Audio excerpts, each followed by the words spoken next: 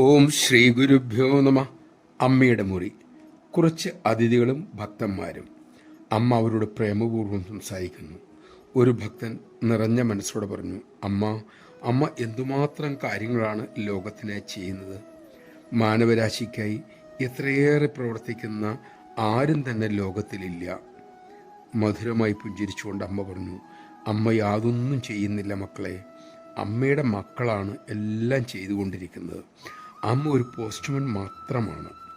ഒരു ഭക്തയ്ക്ക് പോസ്റ്റ്മാൻ എന്ന അമ്മയുടെ പ്രയോഗം വ്യക്തമായി ഉൾക്കൊള്ളാൻ കഴിഞ്ഞില്ല. പിന്നീട് ഒരിക്കൽ അവർ അതേക്കുറിച്ച് അമ്മയോട് തിരക്കി. അമ്മ അരുളി, മോളെ, ഈശ്വരൻ എന്തു തരുന്നുവോ അമ്മ അത് ശരിയായ അർഹതയുള്ള മക്കൾക്ക് കൊടുക്കുന്നു. പോസ്റ്റ്മാൻ വിലാസം നോക്കി കത്ത് കൊടുക്കുന്നത് അങ്ങനെയല്ലേ? അതുപോലെ തന്നെ അമ്മയുടെ ആഗ്രഹം അമ്മയുടെ മക്കളും ഇത്തരം നിസ്സംഗതാഭാവം കൊണ്ട് നിസ്വാർത്ഥമായി സേവനം ചെയ്യണമെന്നാണ്. അതായത് തങ്ങൾ ഭഗവാന്റെ തൃക്കൈയിലെ ഒരു ഉപകരണം മാത്രം എന്ന അവബോധത്തോടെ സേവയിൽ മുഴുകണം. അതാണ് അമ്മയുടെ ആഗ്രഹം. നമഃശിവായ. ഇങ്ങനെ ചിന്തിക്കാൻ നമുക്ക്. അമ്മ നമ്മെക്കൊണ്ട് ഓരോന്ന് ചെയ്യിപ്പിക്കുന്നു. മറ്റുള്ളവരിലൂടെ അമ്മ തന്നെ അത് സ്വീകരിക്കുന്നു.